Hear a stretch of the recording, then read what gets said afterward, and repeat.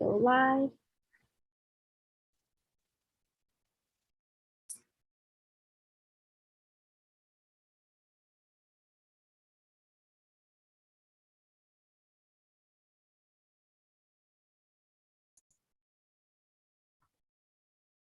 Thank you, everyone. Welcome for today's session on the Transcontinental Dialogues book presentation. Thank you for joining us also in our YouTube live stream. I'm Alberto Díaz Calleros. I am the director of the Center for Latin American Studies. Some logistics things, since this is a webinar, it is being live streamed in our the Center for Latin American Studies at Stanford YouTube page. So this means this will continue to be available for rewatching once the live stream ends. Kindly do submit any questions and comments you have through the YouTube channel, and we will make sure we can read them to the speakers during the Q&A session. Here at Stanford, we are at the unceded land and territory of the Ohlone original peoples. We offer gratitude to the land, to the water, to the air that surrounds us. And we want to pay our respects to the past, to the present, and the future of the Ohlone and the Lenape peoples who continue to be present in their homelands and throughout their diasporas.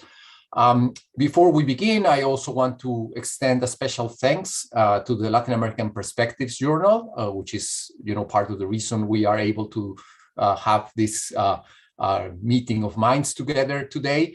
I also want to thank the International Work Group for Indigenous Affairs and the Centro de Investigaciones, Estudios Superiores en Antropología Social, CIESAS in Mexico, and of course, to our speakers that I will introduce in a second, who made it possible to bring this book and this presentation to life. About the book, Transcontinental Dialogues is a unique project because it brings together Indigenous and non-Indigenous anthropologists from Canada, Australia, and Mexico who work in the intersection of Indigenous rights, advocacy, and action research. These are all engaged anthropologists who explore how obligations manifest in differently situated alliances, how they respond to those obligations, and the consequences to both the anthropological practice and anthropological action. I will introduce first the first person who's going to tell us a little bit about this, and then I will be introducing a little bit more in blocks as we go along. I hope that works. So our first person I want to introduce is our dear friend Aide Hernández Castillo.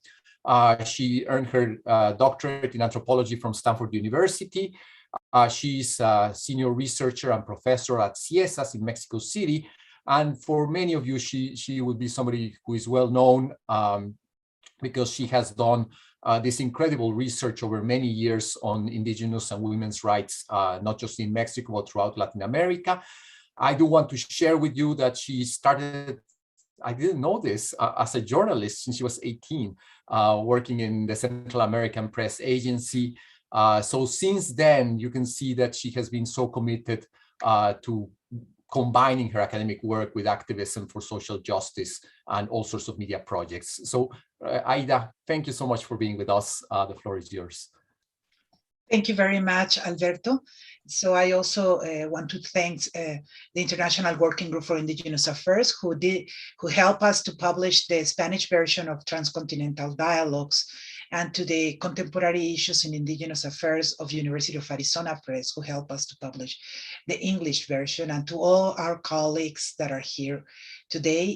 We were just commenting that some of us have never been in the same space.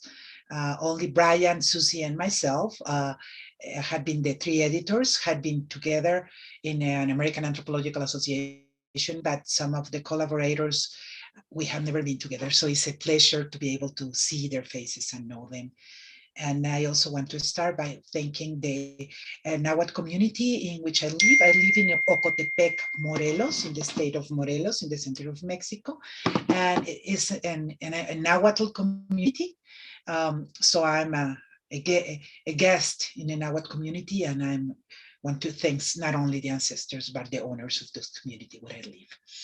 And I would like to start by briefly sharing with you part of the story of this collective endeavor. One second, please. So here you can see the covers of the two books of the Spanish and English version. And so the Spanish version just came out, and it is also published with the aid of an independent press called Pochote Press, that is a feminist and indigenous issues independent editorial house in Oaxaca.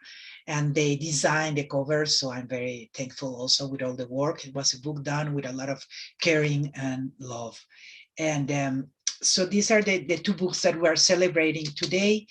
And the genealogy of these dialogues started in 2014. It was a time where the Committee of War Anthropologists that existed in the American Anthropological Association from 2010 to 2016 invited us, Brian, Sarah Holcomb, who could not be here from Australia, Suzi Hutchings, Brian Noble, and myself, to participate in a panel called Alliance of with Us Indigenous Peoples, the Obligations and Actions of Anthropologists and Anthropologists in the Middle. And we first want to say that we regret that this Committee of War Anthropologists had disappeared, because the committee had as an objective to engage the diversity of international voices and perspective and involve both academic and applied anthropologists in the endeavor. And so one of the questions that we have is, what is the future of this dialogue in the American Anthropological Association? And we hope that the publication of these books that shows the result and the fruit of these transnational bridges can promote more international spaces like this. In 2018, we were able to have the translation to Spanish in alliance with the International Working Group of Indigenous Affairs, but also in alliance with the Chatino Cultural Project, Hablemos Chatino y que siga la palabra, coordinated by our friend and colleague, Chatino anthropologist Emiliana Cruz, who will tell you more about this project in a while.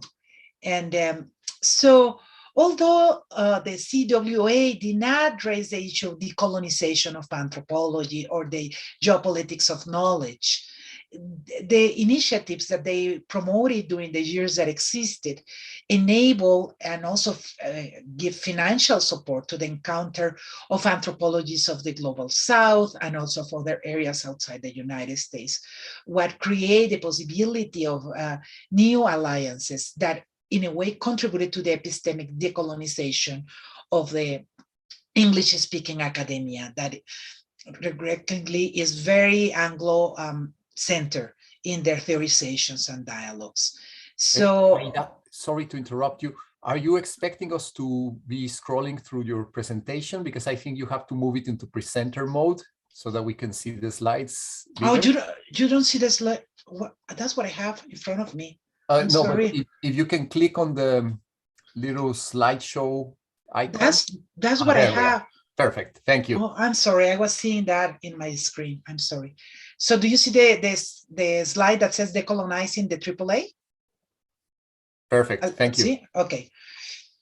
So one of the issues that we discussed when we were writing the introduction is the hegemony of the United States, British and French anthropological traditions in all the programs around the world, and the importance to include other theoretical traditions. So this book is an invitation to the professors in graduate and undergraduate programs to have a more diverse curricula in which we can include other voices and very specifically the theorizations that come from indigenous scholars and also from indigenous intellectuals outside the academia. In that sense, we are also talking about how to struggle with this geographical hierarchization in which many times the global South is seen as a space to do field work and the global North as a place for systematization and theorization.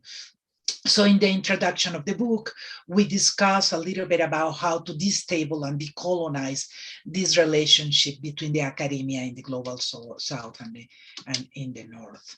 And also we find out that there are very little comparative studies between Canada, Mexico, and Australia. We found some comparative studies between Canada and Mexico and between Australia and Mexico, but the three countries, as we know, is the first time that we have a book in which the three countries are represented. If I'm wrong, please let me know, but we did a very careful search to see if we had something specifically about our three countries.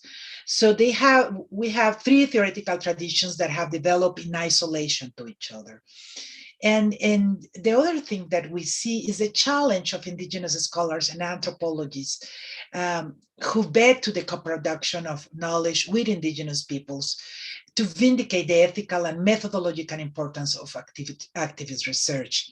And this was very similar in the three spaces: the positivistic academia that disqualify any activist research as social work, or what kind of limitations do we confront when we talk about the importance of activist research. There were similar experience in the three areas.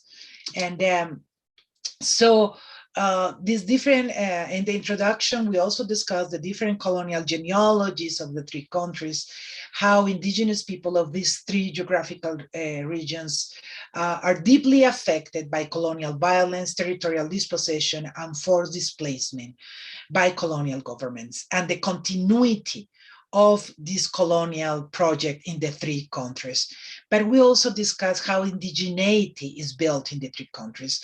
Just the use of different terms: Aboriginals in Australia, First Nations in Canada, and Indians or Indigenous or Indigenous in Mexico. We try to trace what are the different semantic and political implications of this.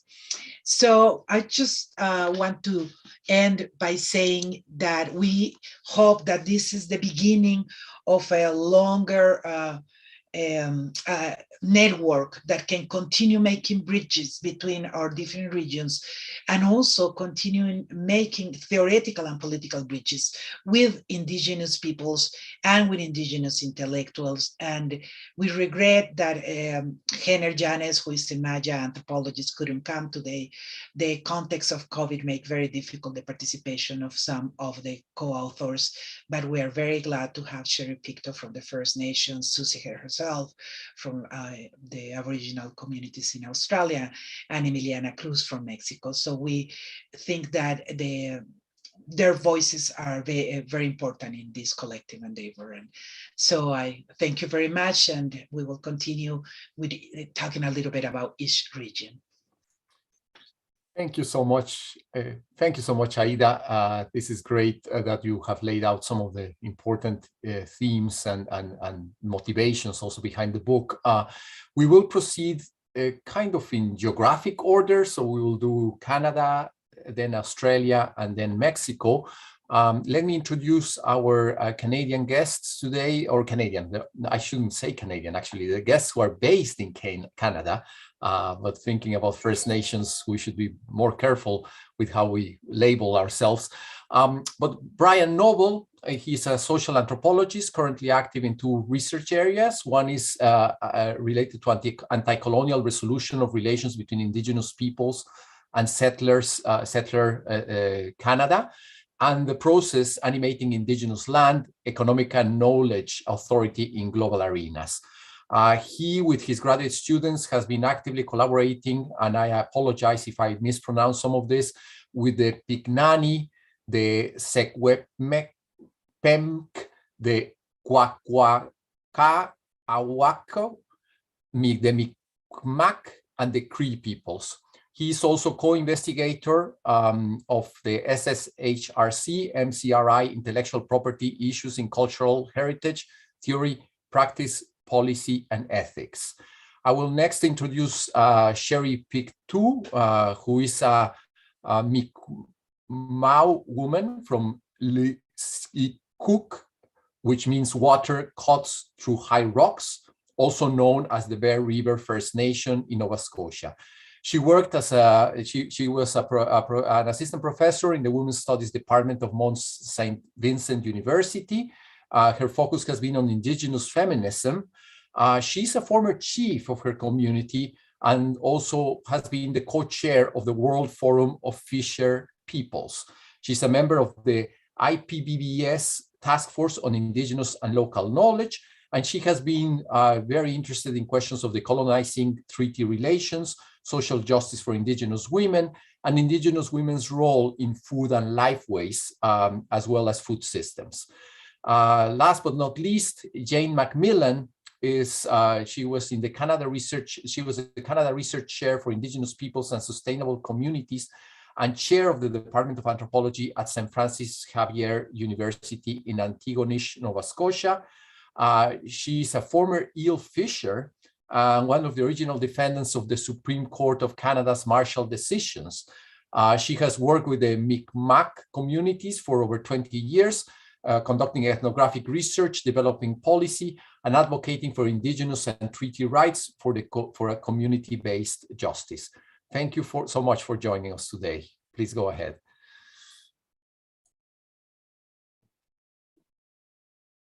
Thank you very much, Alberto. I really appreciate the opportunity to be here. So I'm going to be speaking for a few minutes just to set things up a little bit, and then we'll turn to Sherry Pictou and to Jane McMillan. So as Alberto mentioned, my name is Brian Noble. I wanted to, as others have done, to thank the Center for Latin American Studies, IWGIA and CIESAS, and my colleagues Suzi and Aida for their wonderful co-editing work. I just want to give a special nod to Aida because Aida, you've been like a force to keep this project moving from iteration to iteration and making sure it goes farther and farther. And I think the very fact that we now have a volume in Spanish language, for me, it was just such a powerful move. Adding in Emiliana's translation into Chatino is just kind of staggering. All colleagues around me are all just so impressed that something like this could actually come together. So I just want to thank all of you for these efforts and really bringing about something that is having a far greater reach than the kind of hegemon of English language publishing. And now that Latin America has opened up, it's a really, really powerful contribution. I also want to recognize the Mi'kmaq people on whose territories that I'm speaking from, and which is their ancestral territories, it's unceded territories, and it's territories where there have been treaties signed, which we are, as settler folks, myself as a settler folk, are bound to as well. So a lot of obligations come from, that are often unrecognized and unpracticed, come from political compacts such as treaties, which exist in many territories. And I feel very honored to be here in Mi'kmaq territory. I'm thinking that what I'd like to do is, just because some folks may not be acquainted with the situation in Canada, is to just offer some brief notes about the situation of anthropology in Canada, so as to bring us up to speed to what I think is the really powerful contributions of the three folks from here in the Canadian region who have contributed. Professor Colin Scott, who's unable to be with us today, from McGill University, Dr. Sherry Pictou, who is at Dalhousie University, and Dr. Jane McMillan from St. Francis Xavier University. So a couple of simple notes on the history of allied engagement with Indigenous peoples in Canada. Much anthropology, as we all know, has grown out of a colonial ethos. It's grown out of the extension of empire and a privileged sensibility of a knowing subject who looks at an other and in effect circumscribes them and really is in a position of subordination to the viewing subject, the anthropologist. But I want to just try and draw out some conditions that have led in different ways from the Canadian anthropological heritage to the kinds of powerful work that my three colleagues are engaged in right here. First of all, they have, I just wanted to point out that of the three of them, what we are sampling only is 2 Indigenous territories. In the case of Colin Scott, who has spent some 3 decades in his allied activist research with the James Bay Cree in northern Quebec. And in the case of both Sherry and Jane in Mi'kmaq territory, which is where I also live. But the Canadian terrain of Indigenous territories is much larger. There are many, many others, and each with their own territorial limits, their own languages and laws, their forms of governance, their particular histories of making relations, the different histories of forms of colonization in these territories and ways to respond to colonization, which is still ongoing in Canada in many ways. In addition to Cree and Mi'kmaq, there are Haudenosaunee people, Anishinaabe. I'll just name some of the other First Nations here: Anishinaabe, Innu, Inuit, Dene, Sioux, Gwich'in, Passamaquoddy, Blackfoot, Tsimshian, Gitxsan, Wet'suwet'en. And this is just a tiny fraction of the peoples whose territories underlie what we now too lazily call Canada, because it is their named territories where all of these Indigenous peoples now live and who have strong connections to these lands. So in Canada, the supposed field of research historically for anthropology has, unlike other disciplinary traditions, say if you go to the UK, in the UK, much of the deeper history has been British citizens going off into far-flung places, but much of the Canadian research, probably a good 25% of the history of Canadian anthropology has been of settler anthropologists who are conducting our lives, their lives of privilege, and it's privilege that has flowed without the consent of Indigenous peoples to be on their lands while doing their research on their lands, but rather the privilege has flowed by the presumption that the mere act of settlement by European colonial regimes somehow gave us, settler people, a right to stay. And this proximity at the same time cuts in another way by anthropologists to those on whose lands we continue to live, has made the very circumstance of occupation and its injustice to this in recent times something that has conditioned the manner in which Indigenous engaged anthropology has unfolded.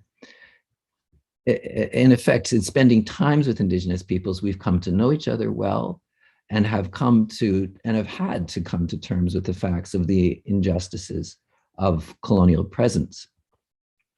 But what I want to say especially distinguishes the Canadian situated contributors to the volume within an emerging and growing respectful anthropological praxis in general is the intensity, the longevity, the genuineness that they all bring to engaging Indigenous peoples on their terms. And of course, in Sherry's case, her work is as an Indigenous person engaging her own communities of Indigenous peoples, other Indigenous communities, but also being extremely welcoming to non-Indigenous peoples. And it's this exposure and depth of praxis that they bring to it, always respecting the relation to Indigenous laws and knowledges, often by means of a very humbling to the facts of our presence here, the facts that we should seek Indigenous consent in the form that is exercised by them, and the searching for means of dialogue that whatever forms of expertise and knowledge engagement we might bring as anthropologists and scholars constructively to the relationship will in fact support the efforts of our Indigenous hosts and partners to enhance the exercise of their own practices of freedom within their lands and toward decolonial futures. So what's so potent then about the activist allied work of my colleagues is this very modus operandus of both alliance. So our work is done in alliance, and this is not to say that we don't slip up and make errors along the way and learn from those errors, but it is done through a modus operandus of alliance and so often with humility in coming together in decolonial partnerships. I just wanted to say something very briefly before before turning over to Sherry and Jane, a note on the title of Colin's chapter, just so folks know it. The title was Research Partnerships and Collaborative Life Projects. But in particular, that doesn't really reveal, I think, some of the kind of exemplary kind of thinking that comes from him. So I'm going to read a short extract, which does exemplify the humbling to Cree praxis and ontology that his allied engagements he has sought to bring forward. He shows the reciprocal effect of partnering, as he says, in unsettling modes of expertise when, quote, acknowledging a possibility inherent in the open-ended quality of all cultural construction, we need not construe ontologies, these deep, pervasive ways of being with the land and in territory, only as radically distinctive, incommensurable cultural visions in the plural. Rather, the dialogues of difference that may inhere in us coming together can converge on mutually recognizable truths about our being and relationship in the world, specifically laws of respect and reciprocity that in the perspective of many of our Cree partners bind us universally. So I just wanted to bring that as something from Colin's chapter. I could say much more. I contributed an epilogue to the book entitled "Grounded Allies: Acting with, Regenerating Together." But I'd like to, at this point, turn it over to Sherry and Jane, then to Jane, to speak about their contributions, their powerful contributions to this really important volume. So thank you all. Thank you so much, Brian. So I do want to just resonate what you said, the alliances built on respect and reciprocity and this sense of obligation. I do want people to keep those words in mind. Please, next I guess we continue with Sherry, is that right? Thank you. Oh, wow. It's such an honor to be here, and greetings from my ancestral homelands of Mi'kma'ki. And yeah, I'm so honored to be in the company of Dr. Brian Noble and Dr. Jane McMillan, who I've known personally for a few years, and Jane I've known for quite a few years. I knew of her, would see her in those eel fishing days. And both of them have been strong mentors and supporters of my work, and I'm quite honored to be here with them. And I also just want to thank everybody for inviting me and to be a part of this important, very important and becoming more relevant every day of Transcontinental Dialogues. And I'm so ecstatic that it has been translated into Spanish. One of my biggest regrets in my life is not learning Spanish. I have so many Spanish-speaking colleagues, and it's fantastic that I'll be able to share this with them. Yeah, I'm just going to speak from the heart.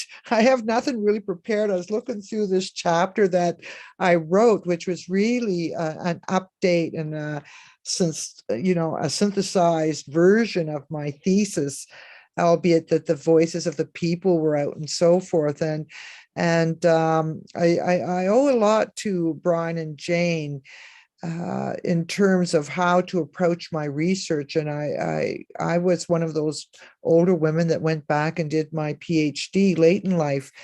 And the whole issue was surrounding treaties, which I'm quite sure Jane will talk to.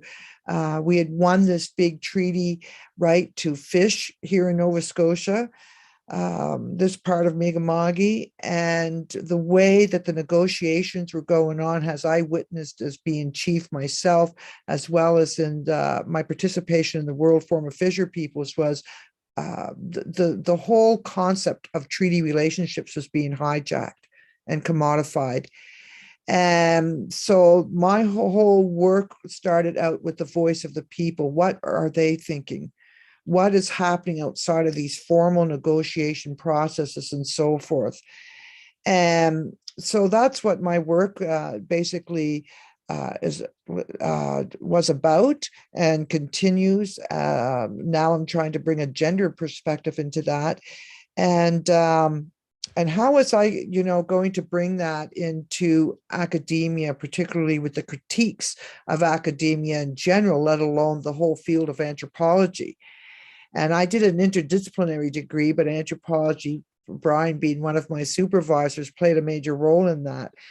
And so I was quite concerned of how do I do this? How do I decolonize the whole process of doing research, particularly in trying to find out what were some of the insights of how my people interpreted treaty, and not more important, but just as important, the allies that were working with us. And now this is from an activist perspective. So how do I transform that in an academic way? And so I feel very fortunate that I had the committee that I did that allowed Indigenous perspectives, but through that and through my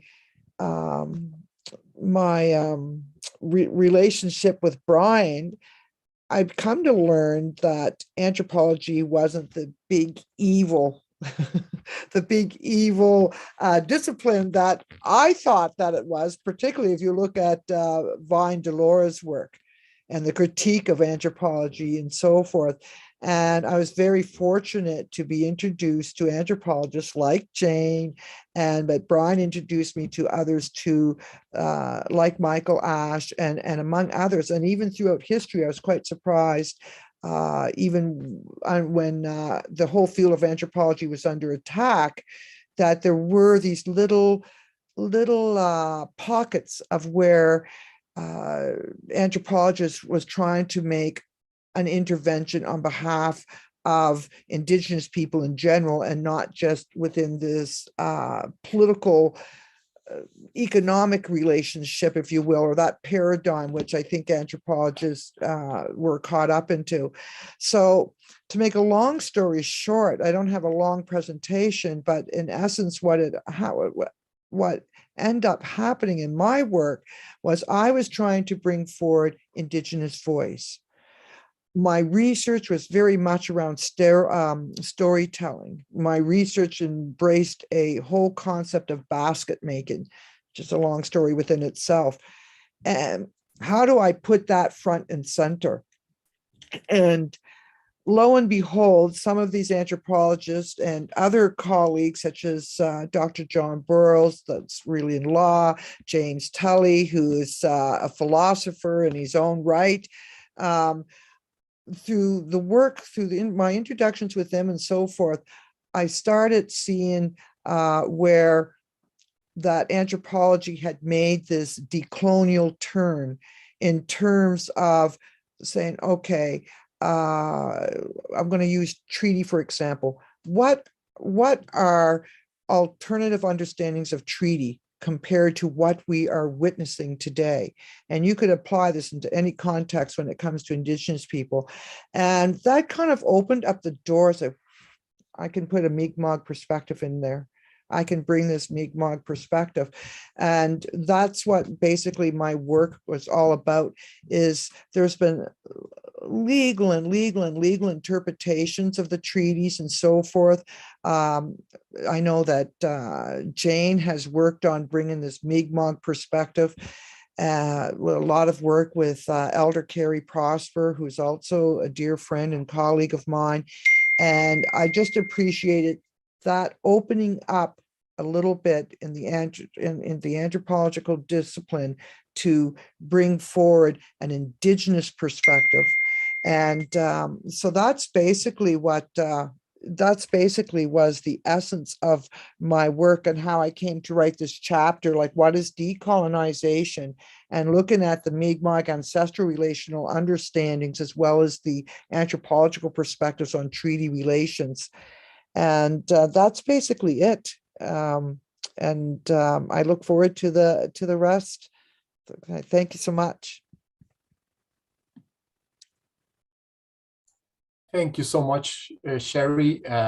We now continue, but I do want again to highlight that a lot of the perspectives that open up, like this Mi'kmaq perspective on the YouTube channel. Please start sending your questions to our speakers. But I just want to greet some of our friends from San Cristobal de las Casas, our Nahuatl scholars in EDS who are up there on the YouTube channel. I can see you. But please, Jane, go ahead. Thank you very much. Sherry, I don't think it's too late for us to learn how to speak Spanish, and that might be a great way for us to get together. So I think we've got some friends here that maybe can help us achieve that. Anyways, well, everyone. I'm really grateful for the spaces of free and safe expression that this collaboration generated. Self-determination, advocacy, and emancipatory action research is no longer such a lonely place because of the work that we were able to bring together. For me, that was my experience, and it is my experience here today. Our resistance to epistemic colonialism in all of our diverse situations and locations finds a good collective home here in these transcontinental dialogues. And what, in part, and only in part, what is special about this collection is its reach. And the uptake of the principles of communality and the expanding engagement of methods to decolonize academic inquiry are really heartening. And I'll give you a tiny example of that. In November of this year, I get this email from an undergraduate student at the University of British Columbia who's studying community forests and community forestry in the Faculty of Forestry there. And their class is doing a group project, and they're looking at the Marshall decision that Sherry, Dr. Sherry, who is really being so modest, since her article came out in this collection, she's now got a huge and important position at Dalhousie University, really a star. Anyway, the Marshall decision was a critical Supreme Court decision in Canada recognizing Mi'kmaq treaty rights and the right to earn a moderate livelihood. And these students were very interested in that. And so she reaches out to me and she says, I read your chapter, Committing Anthropology in the Muddy Middle Ground in Transcontinental Dialogues. And it was full of important information. And I'd really be honored to have this chance to discuss this topic with you. So I was thrilled. People are reading the book. And this is why I'm reaching out to you today. I hope you'll answer some questions. And that really moved me. And so we had a wonderful discussion. And that really gave me hope. I mean, it's in November that we had this conversation. And I think sometimes in the work that we do, hope is in short supply. This volume was published, since this volume was published, the situation in Mi'kmaq, Nova Scotia has worsened significantly on the water for Mi'kmaq fishers. In 2020, on September 17th, the 21st anniversary of the Marshall decision, Sibonacadic launched its Naduklamic livelihood fishery with ceremony on the wharf in Songlayville, Nova Scotia.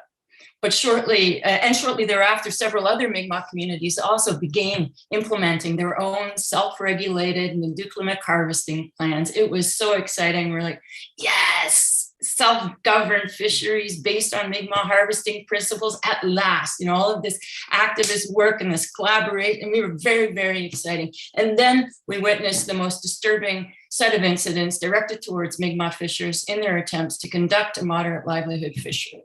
And these incidents ranged from threats, assaults, destruction of traps, setting of vehicles and storage facilities on fire, millions of dollars worth of fishing gear destroyed by angry, selfish settlers. And in one instance, even gunshots were fired at Mi'kmaq fishers. And this is all because Mi'kmaq people are implementing and exercising their rights.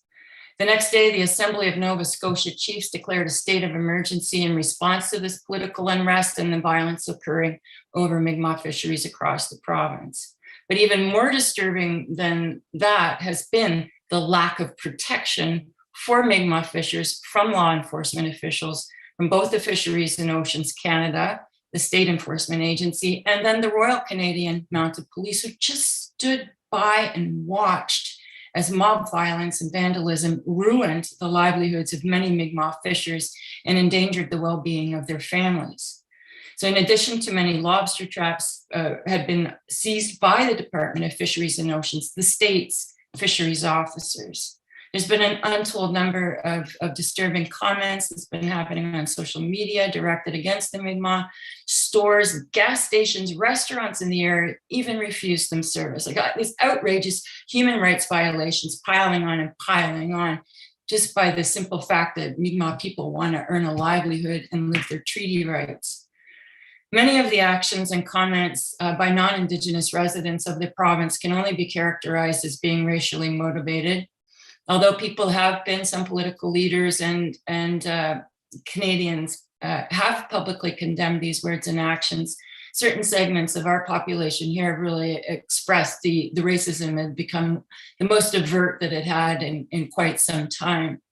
And the state continues without jeopardy to displace the socio-political authority of Mi'kmaq peoples by imposing these regulatory frameworks that ignore Indigenous self-determination, largely to appease settlers, garnering their electoral favor, even though these regulations contradict the Constitution and the Supreme Court decisions on treaty rights implementation.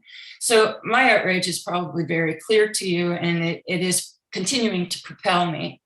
There is a growing and dangerous movement of settler resistance to Indigenous resurgence and independence. And so we need allies more than ever in emancipatory research. And we really need these dialogues. I think that we are committed anyways to continue our challenge of the, and to challenge the oppressions, but to really reinvigorate Mi'kmaq control over their resources. So let's keep reaching out to each other. These transcontinental dialogues can only inspire strength by bonding our hands together. Walalio. Thank you very much, Jane. I just want to, in the midst of the pandemic and all the challenges that all of you face in your homes, in your universities, in your institutions, you're working as activists. We have been somehow blessed by the possibility of dialogues through technologies like this, like Zoom, that have allowed us to connect today with our next speaker, who is Suzi Hutchings. She's an Aboriginal anthropologist of Serente descent within the Law and Justice School of Global, within the Law and Justice School of Global, Urban and Social Studies in the Royal Melbourne Institute of Technology in Australia. She has a PhD in social anthropology from the University of Adelaide. And for the last decade, she has been consulting as an anthropologist and expert witness on issues of native title, family law, criminal cases, and injury compensation cases for Indigenous groups and families across Australia.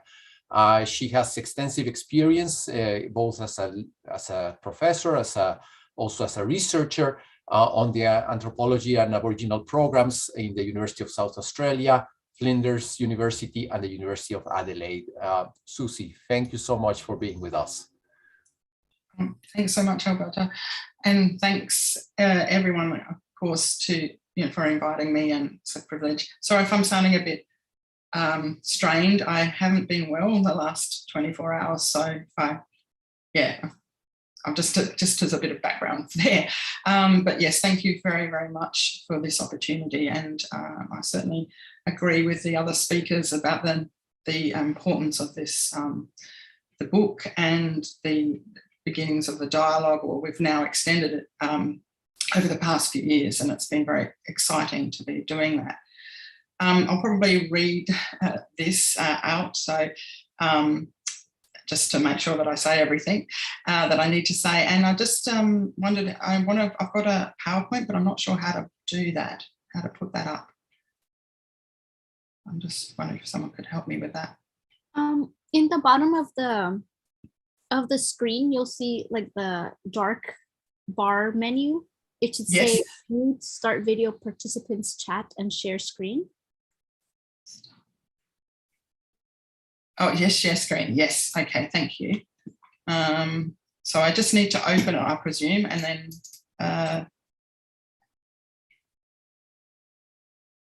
okay. Sorry about this. Even though I've been on Zoom for 2 years now with lockdowns, etc. This is one bit I haven't really learned to do. If your PowerPoint is already opened, when you go to the basics section, it should appear, the PowerPoint should appear as one of the options that can be screen shared. Oh, okay.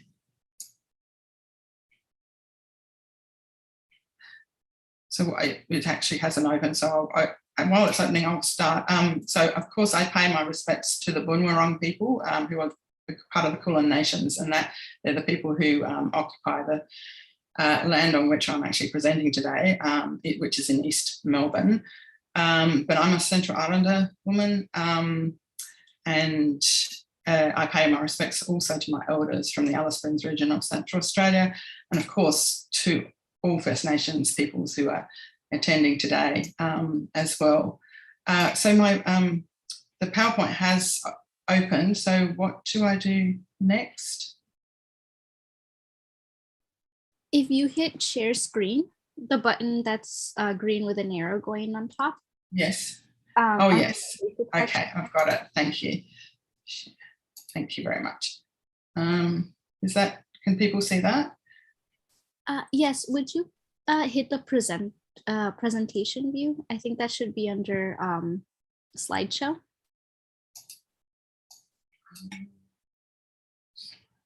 Sorry. Below in the bottom. Yeah, you can find it on the bottom right. It kind of shows like a little presentation square. Something that looks like a cinema screen or something like that. Oh, I can't see that at all. My screen's gone small. I could just continue like this. I think you can continue. Yeah, and I've shared it. I can share it later. Okay. So yes. So in this presentation, I'm going to extend on the ideas from Transcontinental Dialogues that can inform relationships between anthropology and First Nations people in Australia.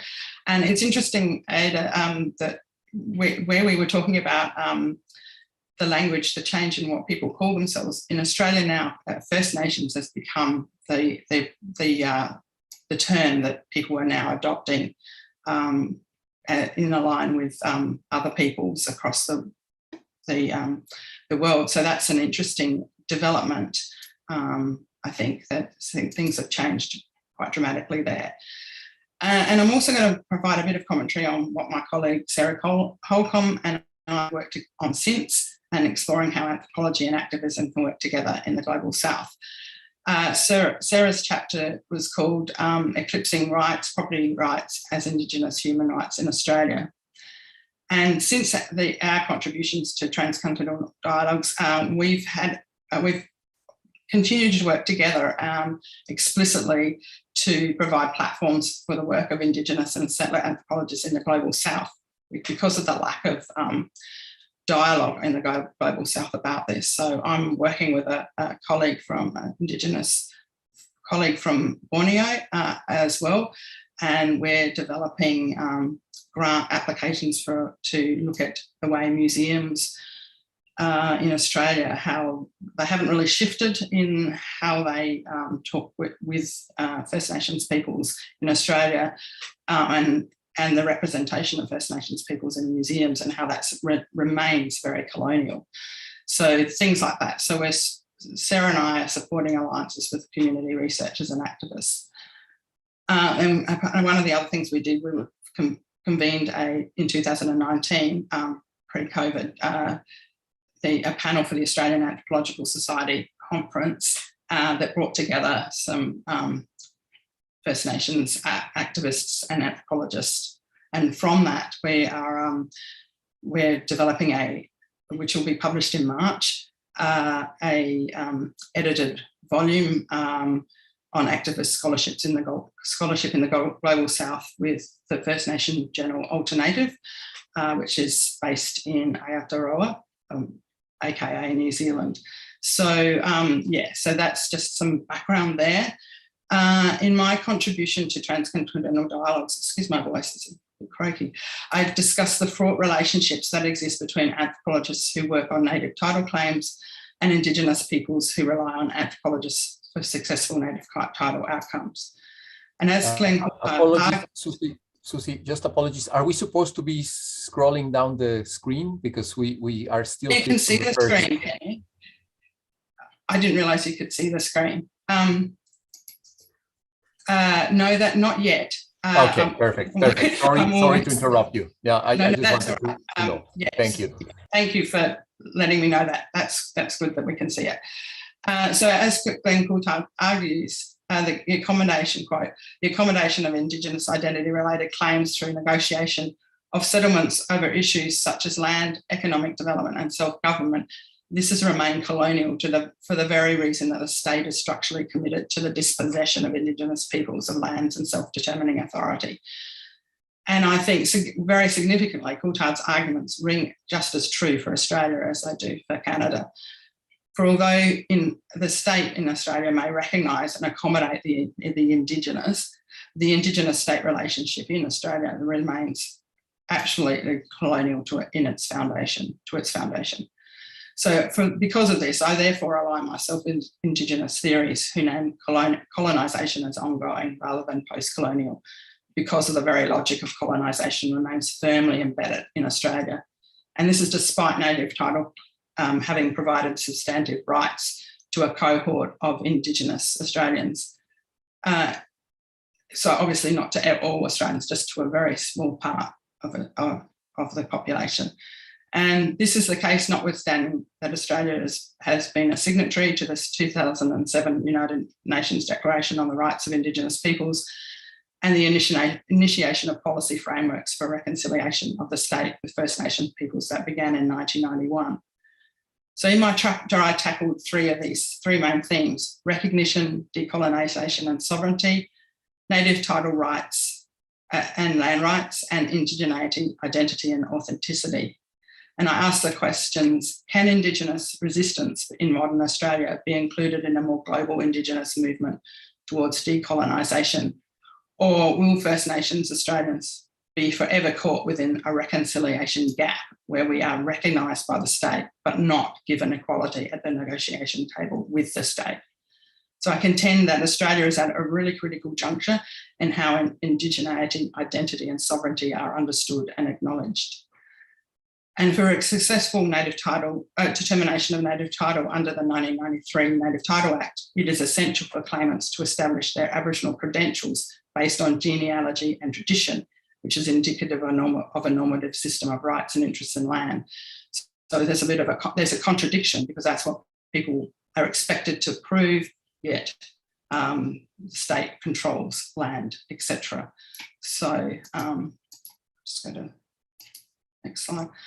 So Australian anthropologist John Altman discusses the exponential increase in the amount of land in remote Australia that is now under divergent forms of Indigenous title since the enactment of the 1993 Native Title Act, including titles of inalienable freehold, exclusive possession and non-exclusive possession.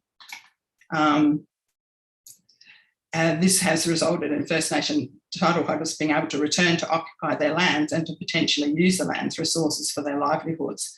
However, despite this recognition through the native title process, for communities of remote regions mainly, this has not been reflected in improved socio-economic positions out of poverty. And Altman describes this as an unfolding tragedy. And for urban and rural-based Aboriginal people, such tragedy is compounded further. For these communities to successfully receive rights under native title frameworks, the standards of recognition demands evidence of a relationship with Aboriginal ancestors, country and traditional cultures.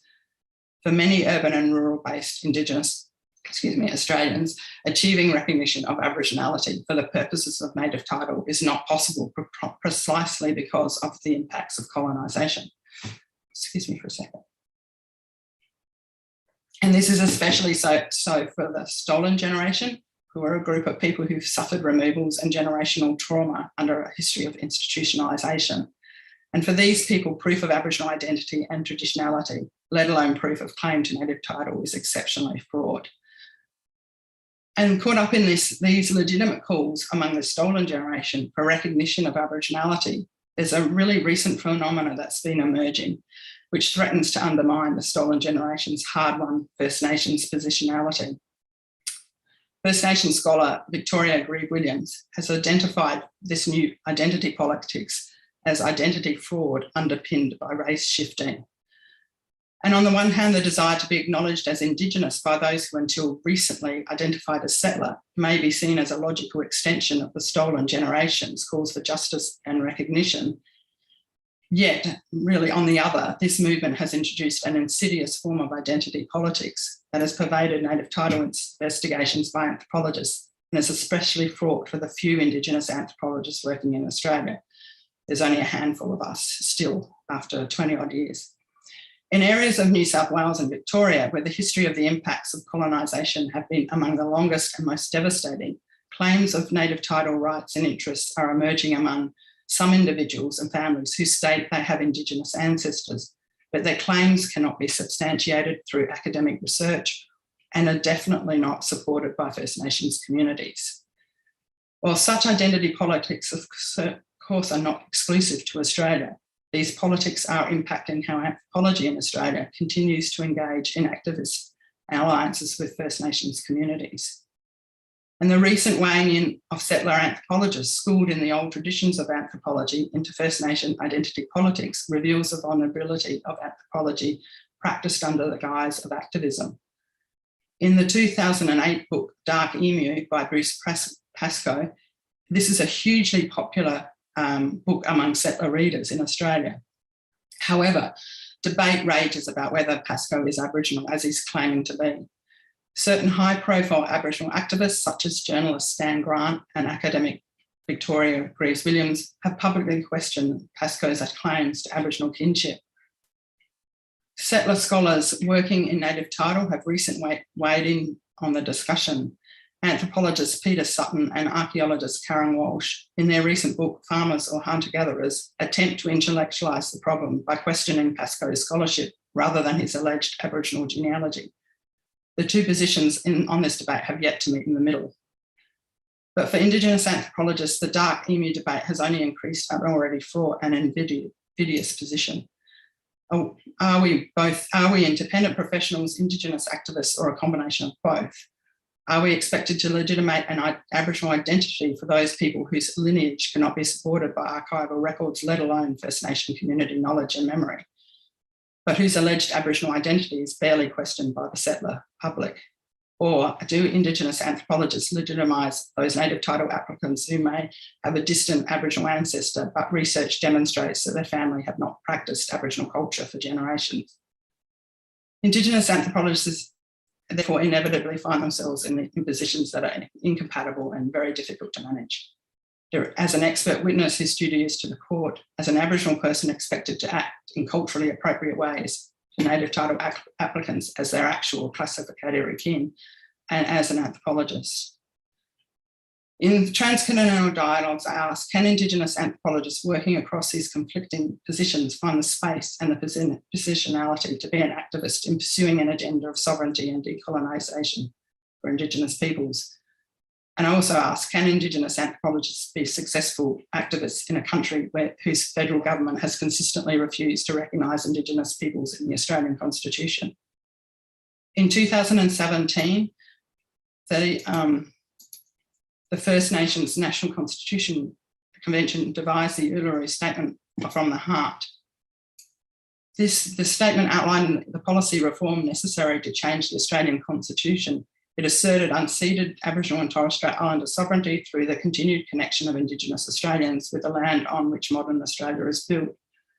The statement called for the establishment of a Makarrata Treaty Commission to oversee a process for truth-telling around the history of Indigenous settler relations.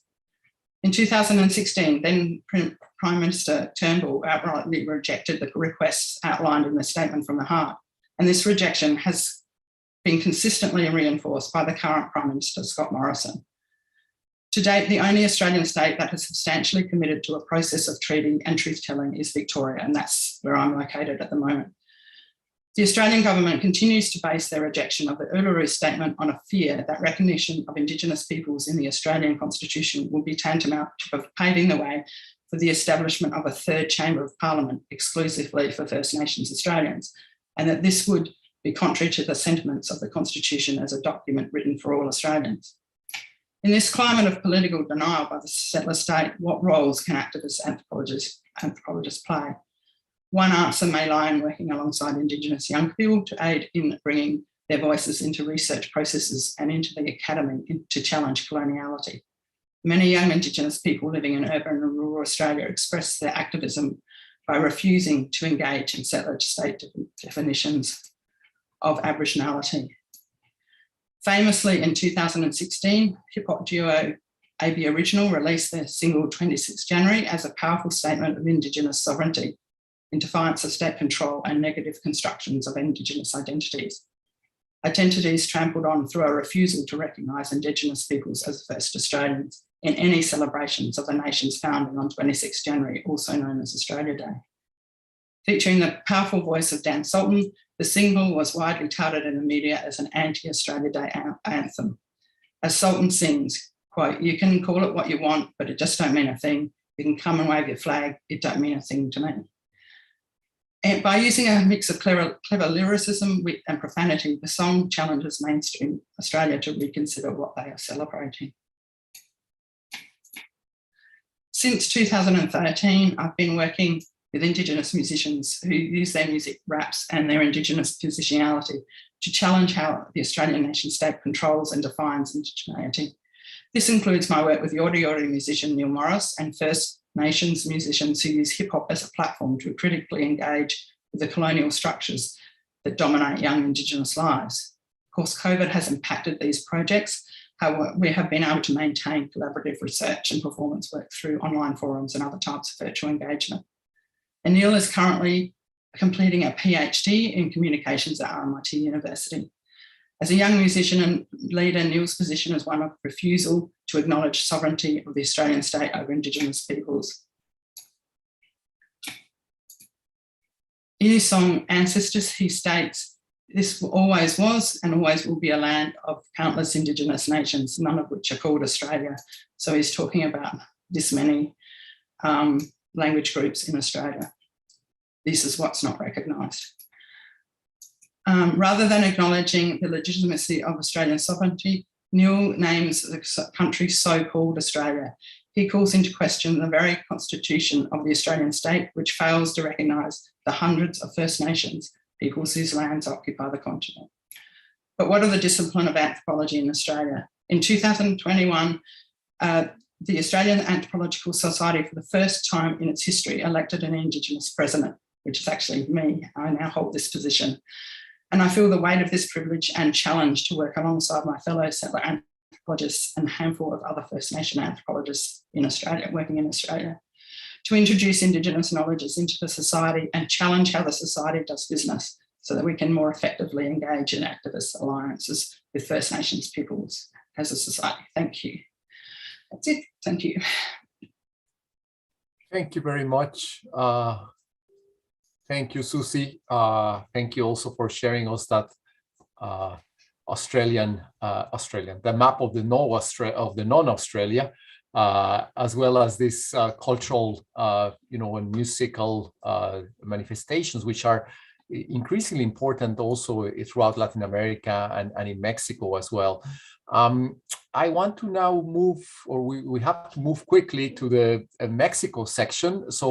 So we will have again our Latin American Perspectives lecturer, Aida Hernandez, will share with us some of the chapters related to the Mexico authors. And we will also have Emiliana Cruz, who was born in Cieneguilla, San Juan Cuyaije, Oaxaca, Mexico. She's a native speaker from San Juan Cuyaije Eastern Chatino language. She's a linguistic anthropologist with a PhD from the University of Texas at Austin. And she's now a professor researcher at CIESAS. her work deals with interdisciplinary research, emphasizing questions of education, indigenous rights, linguistic rights, territory, and the documentation and linguistic revitalization. So I think we proceed with Aída first, and then with Emiliana.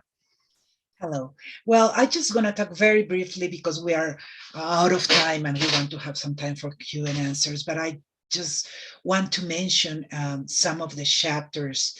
Well, the 3 chapters and the prologue will be addressed by Emiliana that are included in our collection, in our edited volume. Can you see the full screen right now?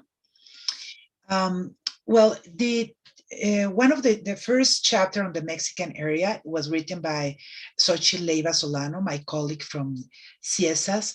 I want to mention that from the 3 authors that write from the Mexican area and the prologue, they were written, one by Hernandez, who is a Mayan anthropologist, and in the case of Xochitl Leiva and myself, we self-identify as mestizas, but my grandfather was Mayo Yoreme, and Xochitl's grandparents were Mixtecs from Oaxaca. But because of the mestizaje cultural policy in the post-revolutionary government in Mexico, the mestizo identity had become the hegemonic identity, and many of us who had indigenous ancestry, we have not self-defined ourselves as indigenous. And I think that there is an entire topic to discuss about how internal racism had also influenced the denial of our cultural roots. So Xochitl Leiva is a mestizo activist anthropologist, and in this chapter, she writes about her work with the Zapatista communities and a network of artists and documentary producers in the state of Chiapas. It's a very interesting chapter in which she systematized part of her work as an activist researcher and very close to the Zapatista movement. And she also confronts the idea of what activist research means and how can we include ourselves not only as an allies, but also as a part of the reality that we analyze when we are co-producing knowledge that discusses the systems of domination that impact the life of the communities, but also our own life as part of this context in which we live.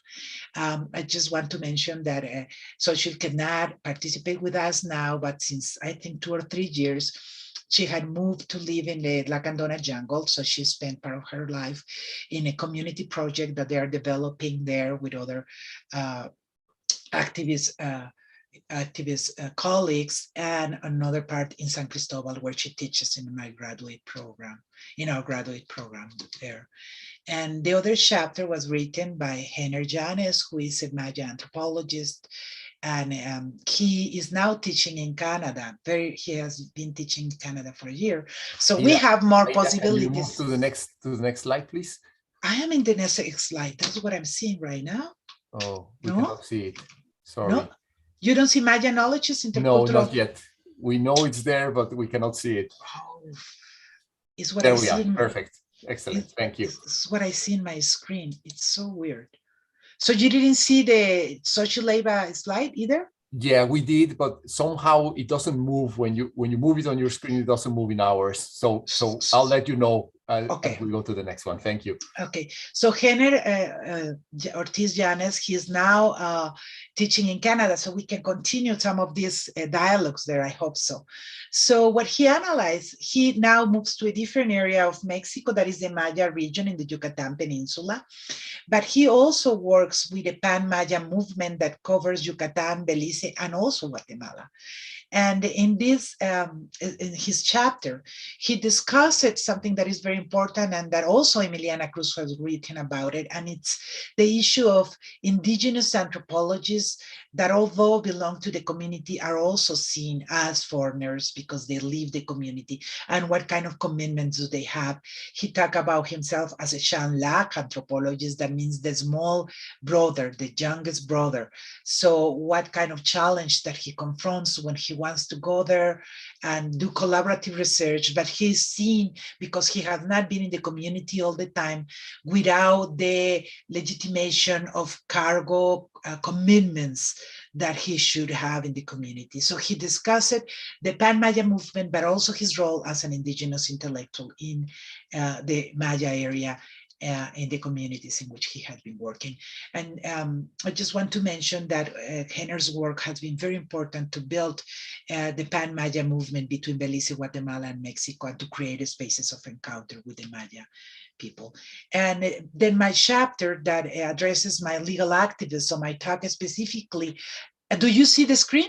I think you need to click on it with your mouse. For some reason, it doesn't scroll unless you touch it with your mouse. Okay, let me do it again. Yeah, perfect. Thank you. Okay. So what I address in my chapter is the expert witness report that I did in the case of an indigenous woman who is there in the picture. The first one, Nestora Salgado Garcia, who was part of a community justice system, and she was criminalized for exercising the community justice in the case of a network of trafficking of kids. So she opposed an illegal trafficking network and captured the people involved in this and took them to the re-education system. And she was criminalized for doing that and treated as a kidnapper and put into prison for 3 years in a high security prison. So I got involved in her case, and I talk about the entire process, my learning with this expert witness, and I also discuss the ambivalent position of anthropologists doing expert witness reports. Several of us in the book have done expert witness reports, and we also discuss that in the introduction. And I also talk about my experience for 12 years doing cultural work, creative writing workshops in an activist research about the criminalization of indigenous women. So those are the 3 chapters that we have in the Mexican region, and I have an invitation. I cannot talk deeply about them, but an invitation to read them.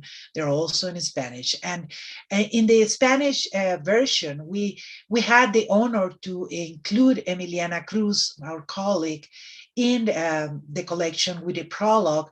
And what I want to mention is that in the case of CIESAS, is the first time that we have an academic text written in an indigenous language. We have several publications in indigenous language, but are usually written for a broader public.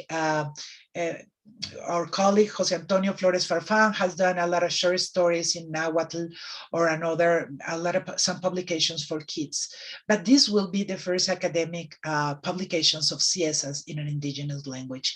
And I feel very honored to have Emiliana as part of our publication and also as my colleague. And as the coordinator of my graduate program in anthropology in the line of expertise on cultural diversity. So thank you, Emiliana, for being with us, and I'm going to stop sharing. Thank you, Aida, and thank you for already introducing Emiliana. You've taken over my role. Oh, you introduced her when you introduced both of us. But thank you so much, and I do want to tell our Canadian, Australian friends from other regions in the world that Nestora Salgado's story is pretty remarkable if you consider that now she's a senator in the Mexican legislature. I do want to point that out. And she was visiting us at Stanford a few years ago. Who would have known she would now be a senator? So please go ahead, Emiliana. Well, thank you, and thank you, Aida, and also Alberto for that introduction. And I don't want to take a long time, but I can talk a little bit about the book, and also I would like to talk about like the process of the translation, which I think I myself am really fascinated with translation. And so when I was invited to write the prologue to the book, I didn't know about this book, and I was like, when I realized what it was like, this is really, for me, it was really important to see something that dialogue that would happen with like so many places, and also like so many people, and also like at the part that struck me the most was like at the dialogue between Indigenous and also not Indigenous, but people who are like working together and showing some of the issues that we believe that it's important to bring into academia and also outside of academia. So I was really glad to be able to have access to this book, and I was like, why I didn't know about this book? But anyway, so with that, I read the articles, and I really felt that each of the articles I had something to relate with, and in particular, I was really interested in that. At the time when I was doing this, I was also writing about some of the issues that some of the articles are bringing up about what does it mean to be Indigenous, and what does it mean to be an academic, and sort of being the two worlds, and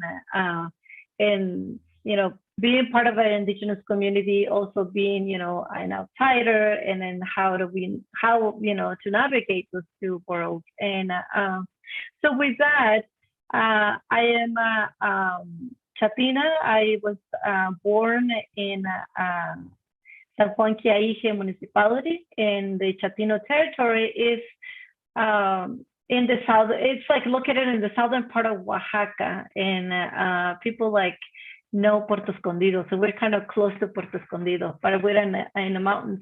And my father was an activist and was killed in 1989. And a lot of the work that the work that I write, it somehow I was I guess touched by what he worked for and he died for, which is the rights of Indigenous people in general. And so then, as an anthropologist, I was like, well, okay, what can an anthropologist do, and how do we fit ourselves into our communities? Are we going to study our people? Are we how are we going to navigate these two worlds? And I decided that for me it was important to focus on the language part. And Chatino, like all languages, are complicated in their own way. And this language is an Oromanguean language, is the name of the family that it belongs, but it has a lot of tones, Chinese has Mandarin has 4 tones. This language has 11 tones. And so I was really fascinated by also, what to do with the language, and also looking into the education system that is being offered to Indigenous people. So all of that, I decided that my focus would be to study the language, and then provide the linguistic tools to the speakers. And it's very specific, right? But along with this, I did anthropology, and so my training is social and linguistic anthropologist.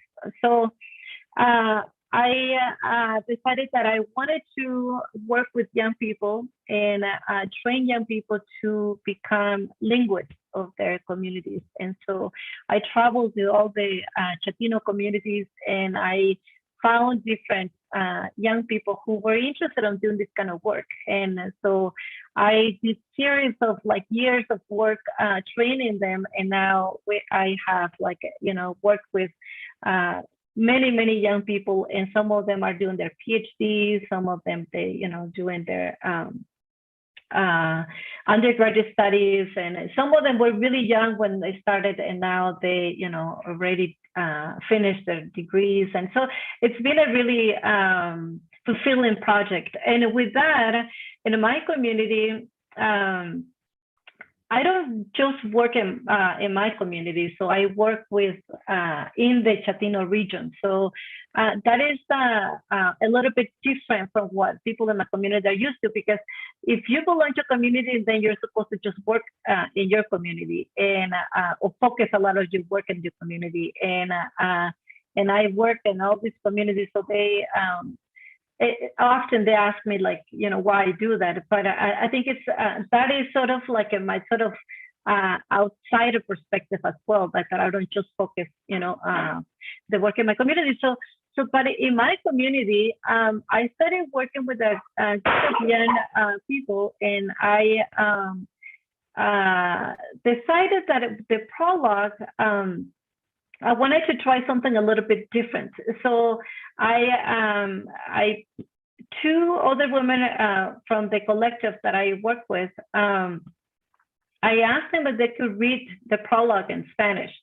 And then, so they did. And then the second phase of this was like, okay, can we divide the prologue in 3 parts, and can each of us translate this? Because now you have to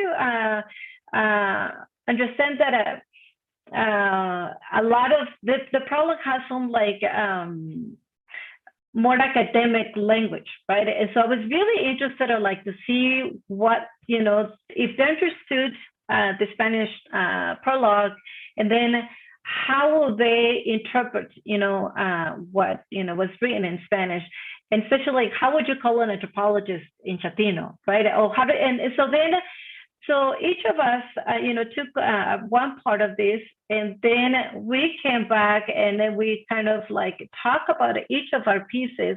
And so with that, they decided to actually come up with a name for an anthropologist. I thought they were going to use a borrowing word, but no, they did their, you know, their homework, and they were like, so what is an anthropologist? And so Mari went to middle school, and Claudia, I believe that she only like did she finished elementary school. So they're not very used to this sort of academic vocabulary. So once we had that 3 translations, so then I put the 3 of them together, and as a linguistic anthropologist, I was really fascinated to see how in that translation, we come from different families. So then you can see like different families, you know, voices in there. And so now, once I put those 3 together, I went back with them, and we read the whole thing together and see if it actually made sense. And then we kind of, we were like, well, maybe this, you know, needs a little bit, you know, more of, you know, maybe you can add this word or something like that. But it was a really interesting process for me, because with that, not just, it was just a translation, and that thing that you know, put it from one language to another language, but it's more like a discussion. And also like I was interested in like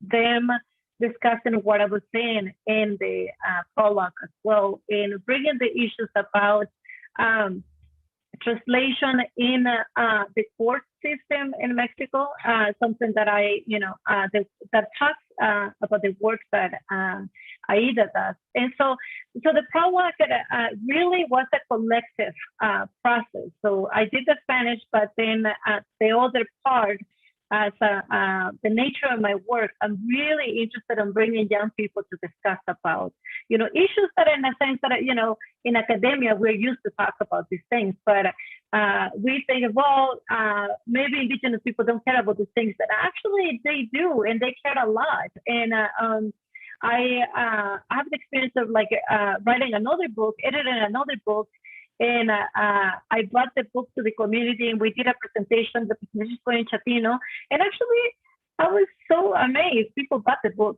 and I was like, I don't think people are going to buy this book, but actually people were like, yeah, I want to buy this book. And so I think it's to end, this is that it's really important to bring some of these things to Indigenous communities. And so now that the books are printed, I brought the book, I brought a few books to the community, and people were so excited to see the prologue in Chatino. They were like, look at that. And so anyway, so I think there's small things, but the process I think is really important. And so and it's a way for me to engage young people into discussions that are important. And so we have I forgot how many copies we have, and the money that we are going to get from selling the books, we're going to use it to print materials in Chatino. So we have this collected in the community. We have an office, we have a printer, and we make books for children. And the people in my community, like Claudia and Mari, the ones who brought the prologue in Chatino with me, they teach in the community. And so then we do need funding to make more materials in Chatino. And so, so anyway, so I'm really excited about, how this project turned out to be like this really kind of, more collaborative project than I thought would be just to write a prologue that, I would just do this on by myself. I could have just, translated this into Chatino myself. It would have been just that, but I chose to make it different. And so the process to me, I think it's really fascinating, and it's very important thing for me to have access to these kind of materials, and to bring those, to share those with the community. So that's it. Thank you. Emiliana. Emiliana, could you tell us how can they get the Spanish version? Yes, in Oaxaca City, we have the books in La Jícara, which is a bookstore in it's well known in Oaxaca, and they also have books in Mexico City, so you can contact me directly, and my email is emiliana.cruz@gmail.com.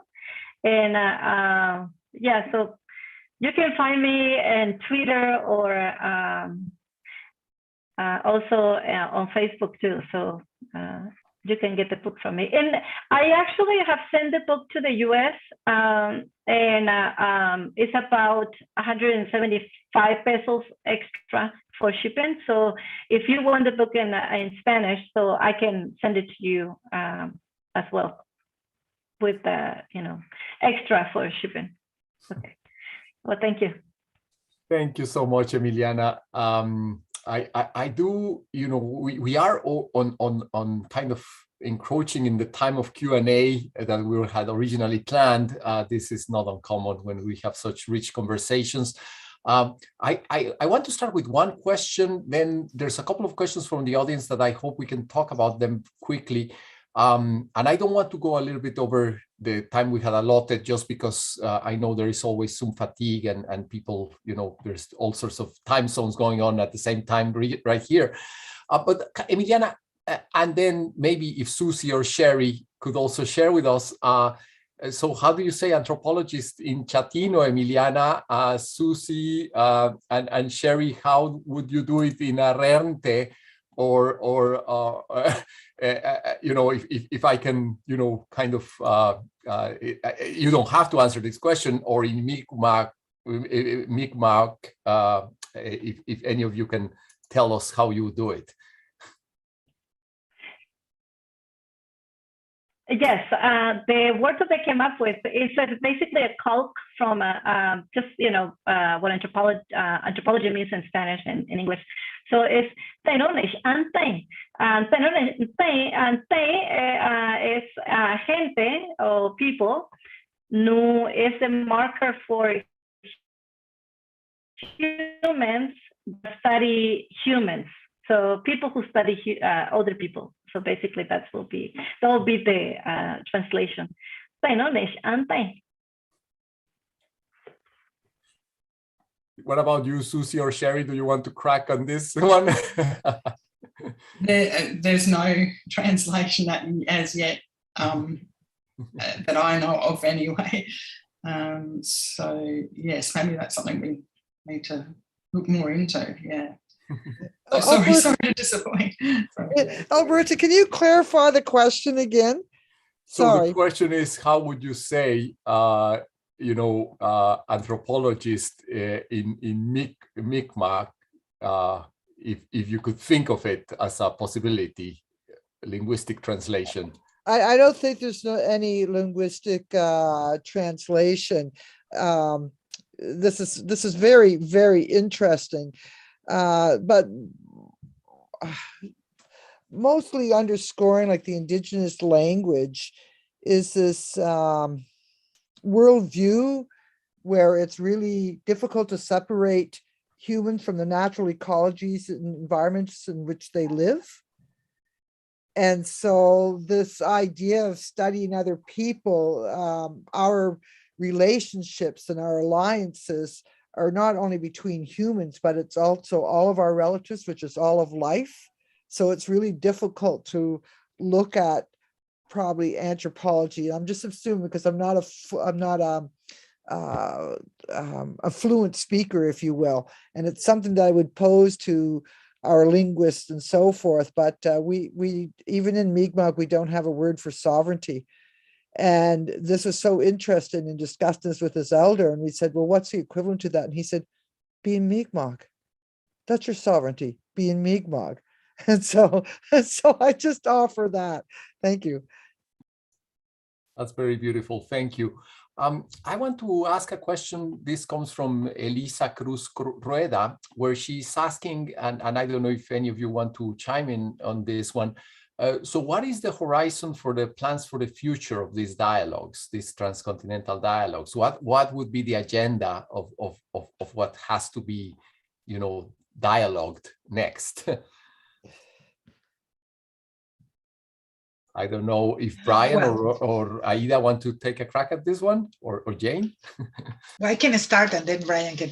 Well, we have not discussed among the three of us the specific future of the project of the book. But what I see happening is that the encounter that we had with these three regions brought us closer to the reality of other contexts. And we are, at least I want to talk for myself, I'm much more interested in how to make political alliance. And we have been promoting with Dolores Figueroa, another colleague who is Mexican, and she's now in York University. She has a dual affiliation, trying to promote encounters between First Nation women from Canada and Indigenous women from Mexico. So I think that on the case of the group, we don't have future plans yet, although we were discussing to get together in Oaxaca during the ERIP conference and presenting the book, but the ERIP conference was canceled because of COVID. So we don't know, probably the next ERIP conference that will take place in San Francisco, if we can try to organize something physically and get together there. We don't know yet how COVID is going to move. But in more general terms, I think that each of us are much more sensitive about the reality of these other areas and much more open to take any opportunity that is there to promote encounters that can reinforce the alliance between that regions. That's my taking. I don't know if Brian wants to say something. Yeah, thank you. Thanks, Aida.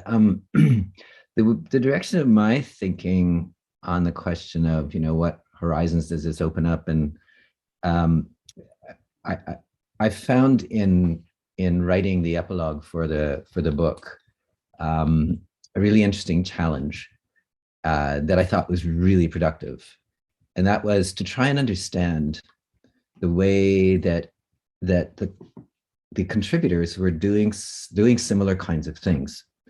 And what I wanted to do was, in noticing the way they were doing things, I was thinking that these are, like, for anybody who's like an anthropologist who's listening right now, they were doing things that are effectively methods. And they were methods of disruption.